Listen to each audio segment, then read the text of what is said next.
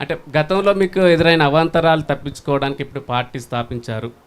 అలానే చారన్న, నేను అడిగే క్వశ్చన్ కూడా చారన్న అడిగారు.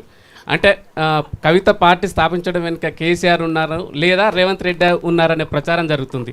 అంటే ఇది నిజం కాదంటారా? అంటే నిప్పులు ఎందుకు పొగరాదంటారు కదా. అంటే నేను ఒక మాట చెప్తా బ్రదర్, మీరు ఈ ప్రశ్న అడగడం వెనుక ఇంకెవరో ఉన్నారంటే ఒప్పుకుంటారా చెప్పు? అట్లా కాదు కదా. పాయింట్ ఏంటంటే, నేను ఒక వ్యక్తిగా అనేక కష్టాలు పడ్డా, ముఖ్యంగా ఒక ఆడబిడ్డగా పడరాని అగచాట్లు పడ్డా. అది ఇంటర్నల్ కావచ్చు, ఎక్స్టర్నల్ కావచ్చు. నాకు గుండె ధైర్యం ఎక్కువ కాబట్టి పర్సనల్ ఇష్యూస్ చెప్పట్లే, నేను చెప్పను కూడా, నా ప్రాణం పోయినా చెప్పను. కానీ పొలిటికల్ ఇష్యూస్ చెప్తాను డెఫినెట్గా. పొలిటికల్లీ పడ్డ ఇబ్బందులు ఖచ్చితంగా చెప్తాం. సో నేననేది ఏంటంటే, ఒక నిప్పులోంచి నడిచొచ్చిన వ్యక్తికి డెఫినెట్గా ప్రపంచాన్ని ఎదుర్కొనే ధైర్యం వస్తుంది. నాకు వచ్చింది ఇప్పుడు ఆ ధైర్యం.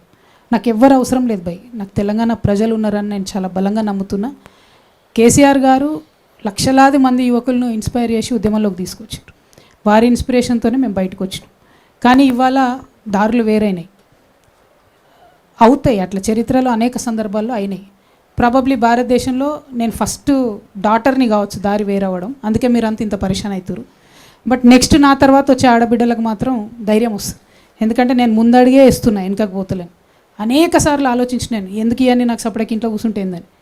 కానీ నాలాంటి ఆడపిల్లలు పాలిటిక్స్లోకి రావాలా, ఏదైనా కెరీర్లో ఇబ్బంది అయితే ఏంటి అని ఆలోచించే ఆడపిల్లలకు నన్ను చూస్తే ధైర్యం రావాలి, నన్ను చూస్తే ముందుకే పోవాలనిపించాలి తప్ప వెనక్కి పోవాలనిపించకూడదు. ఆ వెయిట్, ఆడపిల్లల వెయిట్, భారతదేశం ఆడపిల్లల వెయిట్ నాకు ఉంది కాబట్టి ముందుకే వెళ్తున్నాను నేను. నా వెనక ఎవరు లేరు, ఇక్కడైతే లిటరలీ ఎవరు లేరు అసలు. కాబట్టి అట్లాంటి ప్రశ్నలు దయచేసి అడగండి. Thank you. జై తెలంగాణ.